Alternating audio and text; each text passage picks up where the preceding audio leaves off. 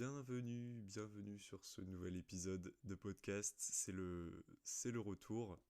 Ça fait des mois et des mois qu'il n'y a aucun podcast qui est sorti pour différentes raisons, pour le manque de temps et puis surtout pour un flou en fait. Je savais pas pourquoi je faisais des podcasts. Maintenant, la volonté est revenue. J'ai plein de nouvelles idées. J'ai cet épisode marque vraiment un virage dans mon podcast, même si ça fait que le quatrième ou le cinquième, je sais plus.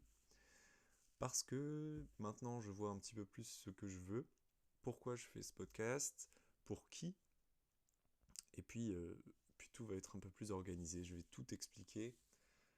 Déjà, l'audience que je vise n'est plus au hasard. Avant, vraiment, je faisais le podcast sans me poser la question. Maintenant, j'aimerais vraiment viser des gens, en fait, comme moi, qui puissent s'identifier, c'est-à-dire des étudiants. Je vais me présenter après, parce qu'en vrai, je me suis jamais vraiment présenté sur le podcast. Mais donc, des gens comme moi, potentiellement des lycéens, en fait, des gens dans le domaine de la santé, qui puissent s'identifier, qui puissent apprendre des choses sur le domaine.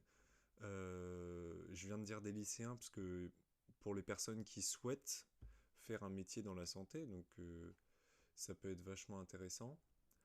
Et puis même des praticiens hospitaliers, libéraux, etc.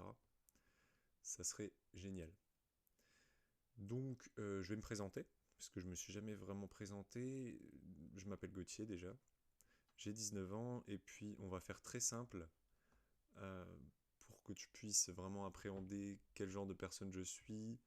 Je vais me définir par mes actions plus que par mes dires, donc je vais te raconter une journée type dans ma peau, on va dire. Déjà, le matin, je me lève à 7 heures, je vais à la faculté de médecine, je suis en études de médecine à Lille, de 8 heures à midi pour suivre les cours quotidiens. Ensuite, après ça, je prends mon premier repas à midi. Ensuite, j'enchaîne avec 2 heures de révision sur les cours de la semaine, les cours, les cours de médecine en fait. Ensuite, le sport. Le sport, c'est hyper important pour moi. Je pense que déjà dans les anciens podcasts, j'ai pu le partager parce que vraiment le sport, c'est la vie. Donc après, je fais 2 heures de sport, soit de la musculation, soit de la course à pied, et puis ça peut même de la piscine ou des choses comme ça. En tout cas, c'est important que ce soit quasi quotidien. Je fais une journée de pause dans la semaine. J'ai un peu la voix cassée. Et puis après le sport, en fait, ma journée est finie. Je considère qu'après le sport, je travaille plus sérieusement. Parce que déjà, j'ai utilisé toute mon énergie de la journée, de 8 heures à midi, et puis pour mes révisions. Donc j'enchaîne sur des choses un petit peu plus tranquilles, donc le podcast notamment, et puis d'autres projets perso, mais je travaille plus trop sur la médecine à partir à partir d'avoir fini le sport. Donc voilà, maintenant que tu vois un peu plus qui je suis, tu vois un petit peu plus aussi qui je veux viser. Donc c'est pas forcément les mêmes gens que moi, mais des gens qui sont dans le domaine de la médecine ou tout autre métier de santé, parce que c'est vraiment des sujets que je compte aborder.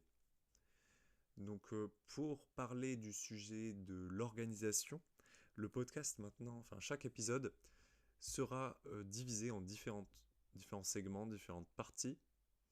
Donc une première partie de storytelling où je raconte un peu ma semaine, mes réflexions, mes expériences, tout ce genre de choses. On va un petit peu plus me connaître. Ensuite, on monte un petit peu en difficulté. On va parler d'actualité dans le métier dans le domaine de la santé en général. Un petit peu d'actualité, tout ce qui se passe, tout ce qui se passe. Ensuite, il y aura une partie, là on est au paroxysme, on entre vraiment dans la difficulté. Ça sera un focus vraiment sur une maladie, sur un sujet technique, où j'aurais vraiment passé du temps à me renseigner pour t'apprendre des choses.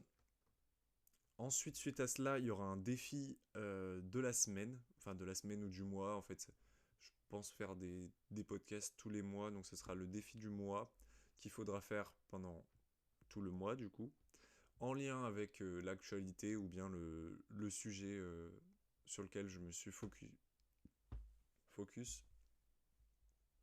Pour finir, il y aura un sondage qui sera disponible directement sur la plateforme de podcast sur Spotify. Après, sur les autres plateformes sur lesquelles je suis disponible, je pense pas qu'on puisse mettre directement un sondage, mais dans ce cas-là, ce sera sur le compte Instagram qu'il faut que je reprenne.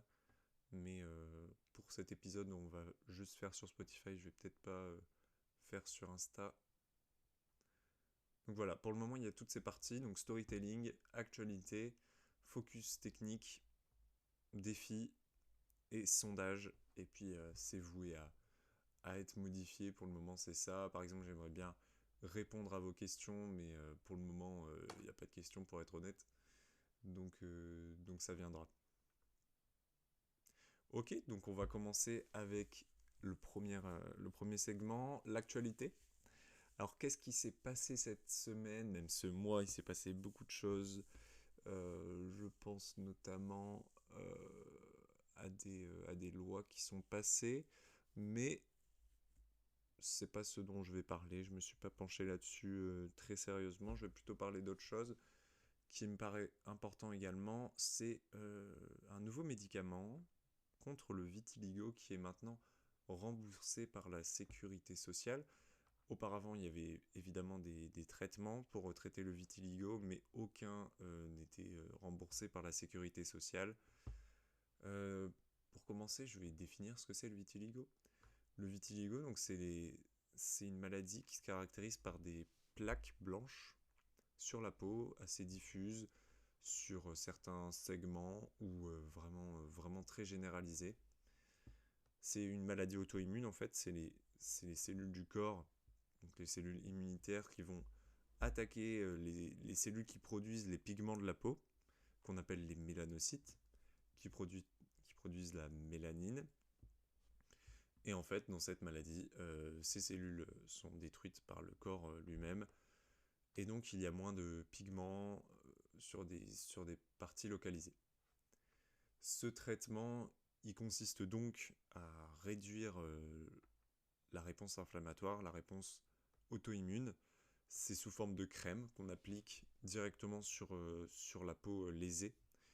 Et donc ça va inhiber toute l'activation de la réponse immunitaire au niveau local pour, pour éviter la destruction des mélanocytes et pour, à long terme, espérer une repigmentation. Donc en fait, la peau va redevenir normale dans les 6 à 24 mois. Ça va être beaucoup plus long que l'effet inhibiteur sur la réponse immunitaire. Donc ce traitement, pour le moment, comme j'ai dit, il est remboursé. Il est disponible sous ordonnance par un dermatologue. Et ensuite, je pense que dans les mois qui viennent, ça va être disponible en pharmacie, mais pour le moment, c'est seulement en pharmacie hospitalière. Donc c'est un peu gênant pour les personnes atteintes de vitiligo. C'est que malgré le fait que ce médicament soit remboursé, pour le moment, l'accessibilité est quand même assez difficile parce qu'il faut déjà avoir une ordonnance d'un dermatologue, donc il faut avoir un rendez-vous chez le dermatologue, première étape. Deuxième étape, il faut aller chercher le médicament, non pas à la pharmacie du coin, mais à la pharmacie hospitalière. Donc il faut directement aller à l'hôpital dans lequel on aura accès à ce médicament. D'ailleurs, je n'ai pas mentionné son nom, mais c'est Opzelura, O-P-Z-E-U-E, pardon, je recommence, O-P-Z-E-L-U-R-A. Et puis, je crois que j'ai tout dit. Euh, aussi que c'est prescriptible seulement chez les plus de 12 ans et pour les personnes... et c'est surtout efficace pour les personnes dont le vitiligo est caractérisé par des atteintes du visage. Donc où les taches sont sur le visage. Voilà, voilà. Si vous voulez si tu veux d'autres ressources sur le sujet, je vais les mettre en description. C'est c'est des associations sur le vitiligo. Parce que malgré que ce soit une maladie qui n'impacte pas la durée de vie, l'espérance de vie, en fait, cette maladie a un gros impact psychologique sur les personnes atteintes. On dit même que ce serait équivalent à une dépression. Donc c'est pour ça que ces traitements sont importants et c'est pour ça qu'il est maintenant remboursé. Voilà pour l'actualité. On passe maintenant au sujet focus, sujet très complexe en général. Ça va être vraiment complexe et j'aurais fait vraiment des heures et des heures de recherche pour te pondre un truc vraiment pas mal. Là aujourd'hui je vais parler de la vitamine D que tu connais forcément, dont tu as forcément déjà entendu parler. J'adore la nutrition, j'aimerais vraiment parler nutrition et donc je commence par la vitamine D parce que je considère que c'est la plus importante. C'est celle qu'il faut éviter, enfin dont il faut éviter les carences en premier lieu parce qu'elles sont vraiment fréquentes. Et voilà, tu vas voir tout le sujet. Alors la vitamine D déjà c'est quoi? Donc comme son nom l'indique, c'est une vitamine. Maintenant une vitamine c'est quoi? C'est, selon la définition du Larousse ou je ne sais quoi, une substance organique qui n'a pas de valeur énergétique, contrairement aux glucides, aux lipides, aux protéines qui apportent de l'énergie notamment. Donc ça n'a pas de valeur énergétique, mais c'est indispensable à l'organisme pour vraiment diverses choses, euh, des réactions, enfin plein de choses. Mais la vitamine D, malgré que même dans son nom il y a la vitamine, en fait ce n'est pas seulement une vitamine, et même c'est en minorité une vitamine parce qu'en réalité à 90%, je considère ça plutôt comme une hormone, pour trois raisons. D'abord parce elle est synthétisable de manière endogène, contrairement aux autres vitamines. C'est les cellules de la, enfin c'est pas vraiment les cellules de la peau qui le synthétisent, mais c'est synthétisé dans la peau tout simplement. Quelque chose qui est synthétisé de manière endogène, c'est pas par définition pas une vitamine. Toutes les autres vitamines, enfin aucune des autres vitamines sont synthétisées de manière endogène, donc première chose pour laquelle c'est une hormone aussi. Aussi parce qu'elle a la même structure que les stéroïdes, qui sont en fait tous des hormones, enfin pour la plupart sont considérés comme des hormones. Et la troisième raison, c'est que cette vitamine a vraiment des effets pléiotropes, on appelle ça, c'est-à-dire qu'elle a des effets vraiment dans tous les domaines du corps. Enfin, elle va agir sur des milliers de choses. En fait, tout simplement, je vais vraiment en parler après, mais 200 gènes, je crois, sont régulés par la vitamine D. Et c'était l'équivalent de 3% du génome ou un truc comme ça. Enfin, c'est deux sources différentes. Je sais que 200 gènes, c'est pas l'équivalent de 3% du génome, mais du coup, ça doit être plus. Enfin bref, tout ça pour dire que elle régule vraiment beaucoup de choses. Maintenant, je vais parler de son rôle principal. C'est celui de l'homéostasie, c'est-à-dire l'équilibre du calcium et du phosphate. Pourquoi il faut équilibrer ce calcium et ce phosphate? C'est parce que eux-mêmes sont très importants et doivent être régulés entre deux réserves principales, enfin deux lieux. Donc une réserve, c'est l'os. En fait, dans l'os, il y a ce qu'on appelle des cristaux d'hydroxyapatite. C'est un ensemble de calcium et de phosphate. Et puis le compartiment sanguin, le compartiment cellulaire.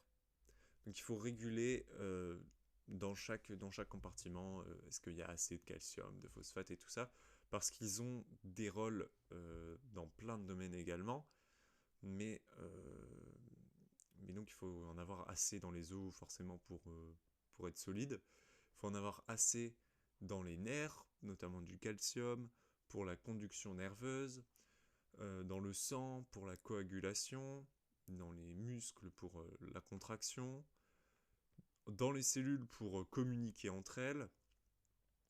Donc ça, c'est tous les rôles du phosphate. Donc pour répéter, il a des rôles dans la conduction nerveuse, dans la coagulation, dans la contraction musculaire, dans la messagerie cellulaire et dans plein d'autres choses.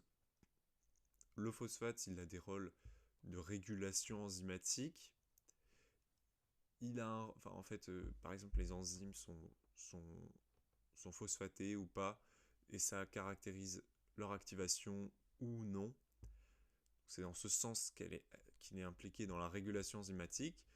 Il est impliqué également dans la production d'énergie, tout simplement parce que l'ATP, je pense que tu en as forcément déjà entendu parler, c'est l'acronyme d'adénosine triphosphate.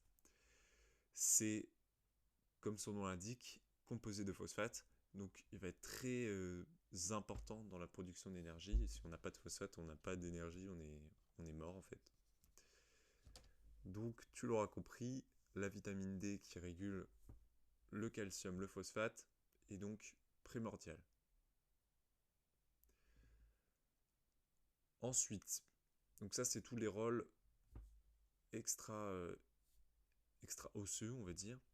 Dans les os, ils ont donc forcément un rôle dans la structure de l'os, et la vitamine D particulièrement va améliorer en fait l'absorption intestinale de calcium et de phosphate, et elle va globalement éviter l'élimination trop rapide de celui-ci.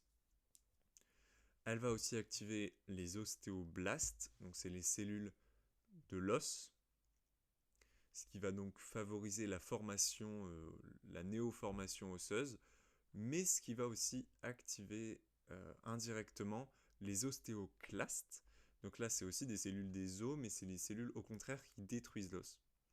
Donc en fait, contrairement à ce que vous pourrait penser, la vitamine D ne favorise pas seulement la construction osseuse, mais aussi sa destruction. Donc en fait, elle augmente le turnover, la résorption et l'accrétion osseuse. En fait, ça va vraiment renouveler l'os, on va dire, ce qui permet en fait de réparer les traumatismes, les micro-traumatismes. Donc voilà, la vitamine D et tous ses rôles à peu près. Il y en a vraiment plein d'autres parce qu'en fait, ce qu'on a découvert, c'est que la vitamine D, elle a aussi des rôles dans l'immunité, aussi qu'elle était corrélée à une réduction du risque de cancer, une réduction du risque de diabète, parce qu'en fait, il me semble qu'elle réduit la résistance à l'insuline, qu'elle augmente les sécrétions d'insuline. Forcément, elle réduit le risque de fracture, aussi le risque de dépression. En fait, elle a vraiment, comme je l'ai dit, des rôles, un effet pléiotrope.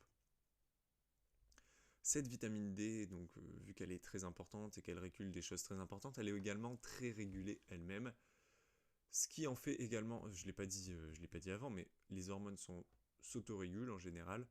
C'est aussi le cas de la vitamine D, un argument supplémentaire pour la caractériser comme une hormone.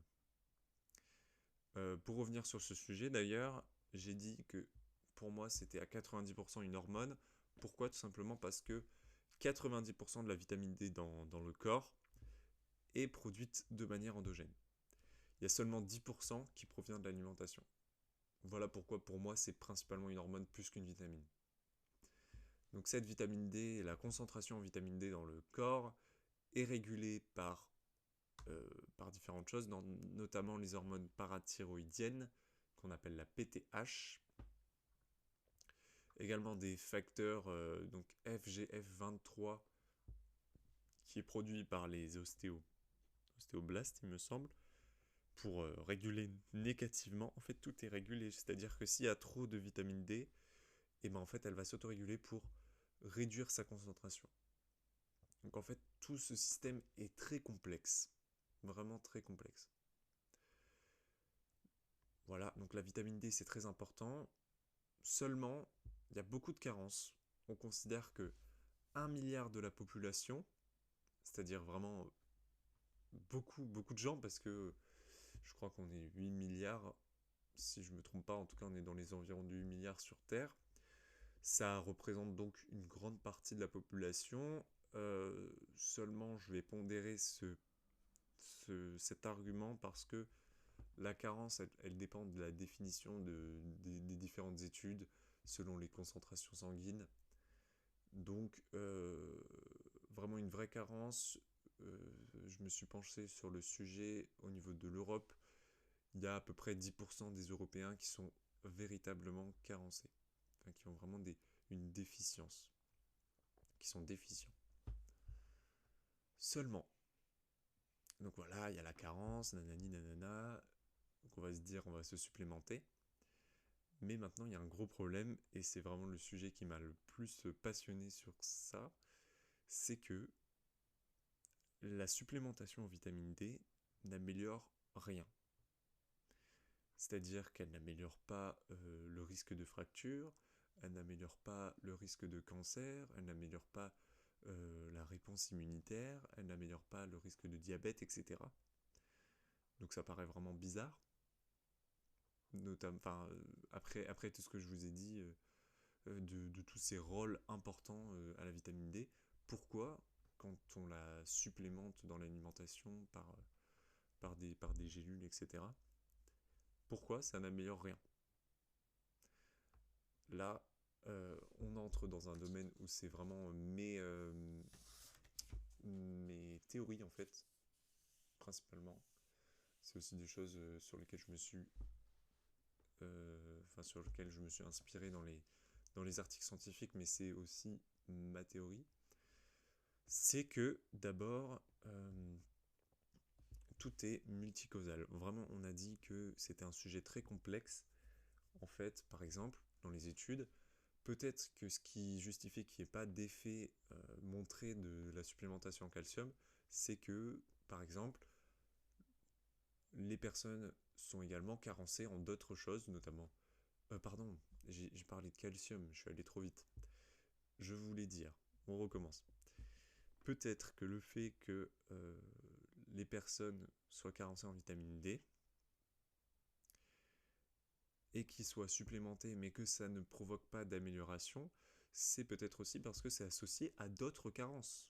Des carences en magnésium, des carences en calcium. Parce que par exemple le magnésium, il est hyper important pour la métabolisation de la vitamine D. C'est-à-dire en fait que la vitamine D qui est produite de manière endogène ou apportée de manière exogène n'est pas directement active. Elle nécessite des activations du foie, du rein. Je me suis pas penché là-dessus parce que je pense que c'est pas le plus important à comprendre, mais elle nécessite différentes réactions pour devenir active. Ça nécessite du magnésium notamment. Donc forcément, si la carence en vitamine D est souvent associée à la carence en magnésium, si dans une étude on supplémente seulement en vitamine D, et ben forcément il n'y aura pas d'effet. Pareil pour le calcium, ça paraît évident, si la vitamine D a un rôle dans la réduction du risque de fracture par la réparation des mini-traumatismes osseux, il faut forcément du calcium et du phosphate pour réparer ça. Donc s'il y a une carence en calcium, bah alors dans ce cas-là, forcément ça n'aura pas d'effet. Je parle pas du phosphate parce que les carences sont vraiment très rares. En calcium, elles le sont beaucoup moins. Et puis les ressources scientifiques poussent plus sur ce sujet parce que, enfin, sont plus. Je sais pas parler. Les ressources scientifiques poussent vers cet argument, dans le sens où il y a certaines études qui montrent vraiment une amélioration du risque de fracture quand on associe une supplémentation en vitamine D et une supplémentation en calcium. Deuxième chose, c'est que peut-être que la relation est inverse. Je m'explique. Par exemple, quelqu'un qui est obèse. Alors chez quelqu'un qui est obèse, on va avoir différents impacts sur la vitamine D. D'abord, elle va être beaucoup plus diluée, donc il y aura une carence, une fausse carence entre guillemets, parce que la vitamine D va se diluer dans la matière grasse. En fait, c'est hydrophobe, donc c'est lipophile. C'est-à-dire que la vitamine D, elle aime bien le gras, donc elle va aller dans le gras, et elle va pas aller dans le compartiment sanguin, etc. pour jouer ses rôles. Ce qui fait que dans l'obésité, il y a un sur-risque de carence à cause de ça. Sauf que l'obésité, c'est aussi associé à l'augmentation du risque de cancer, à l'augmentation du risque de diabète, à l'augmentation du risque de dépression, etc. Donc là, en fait, on a une autre cause qui cause à la fois la carence en vitamine D et, euh, et tous les risques associés à une carence en vitamine D. Donc en fait, ce ne serait pas directement la carence en vitamine D qui cause tous ces problèmes, mais en fait, une cause sus-jacente. Ça va, j'espère que c'est clair. Je vais donner un autre exemple. Par exemple, en insuffisance rénale, comme je l'ai mentionné plus tôt, la vitamine D a besoin d'être métabolisée par le foie, par le rein, etc. Donc dans l'insuffisance rénale, il y aura moins de métabolisation de la vitamine D, elle sera moins sous forme active. Donc il y aura une carence, probablement, et il y aura également un surrisque de plein de choses, de cancer, de tout ça. Donc c'est la même chose. Et puis, dernier argument, c'est que peut-être que les ressources scientifiques actuelles ne permettent pas de montrer l'efficacité propre de la vitamine D, dans le sens où la plupart des études portent sur 3 à 5 ans. Peut-être en fait qu'une carence aura vraiment des effets euh, à long terme, et donc qu'on ne peut pas le montrer pour le moment. Voilà, donc pour résumer, la vitamine D, elle est ultra importante. Il ne faut pas être carencé. Si on est carencé, il faut se supplémenter. Mais les ressources scientifiques ne montrent pas d'amélioration, seulement de la supplémentation.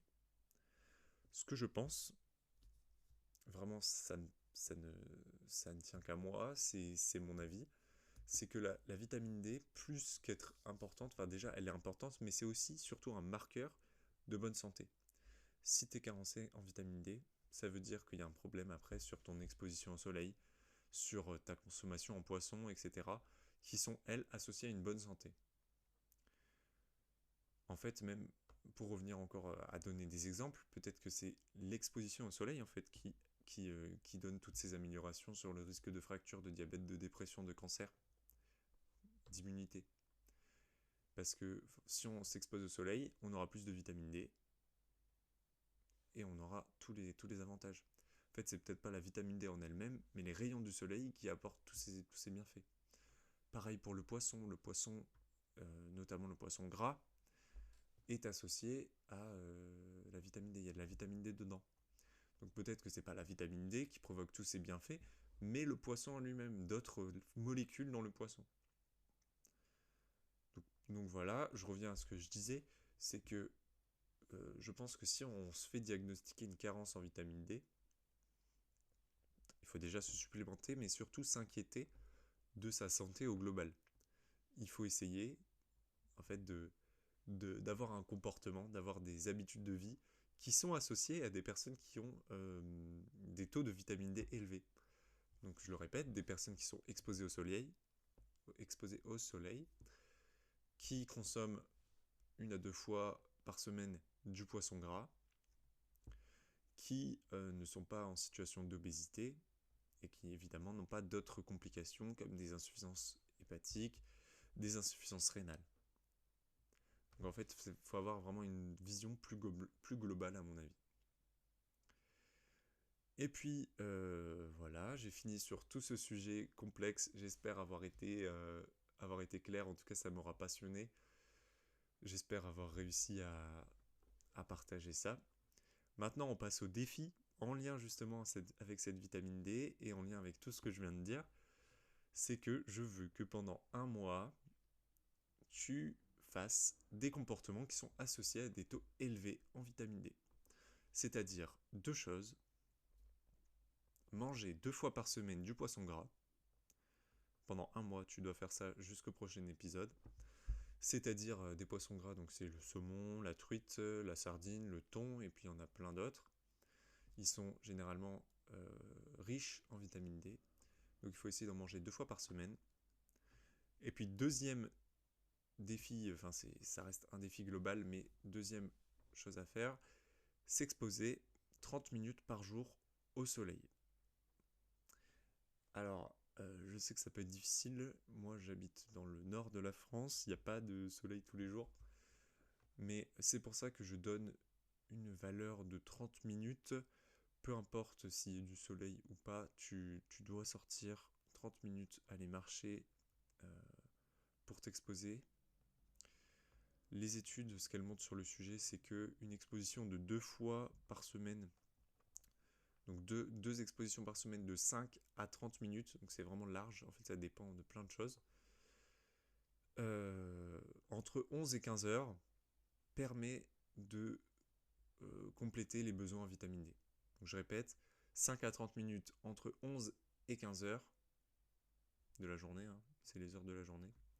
Ne pas s'exposer 11 à 15 heures au soleil, hein, c'est pas ce que je dis. 5 à 30 minutes entre 11 et 15 heures. 2 fois par semaine, ça permet de compléter ses besoins.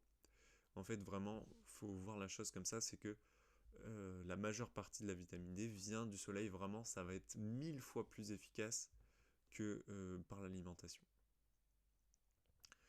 Et puis, les choses que je viens de dire par rapport à l'exposition, elles sont pas valables dans nos latitudes, en fait, de toute façon.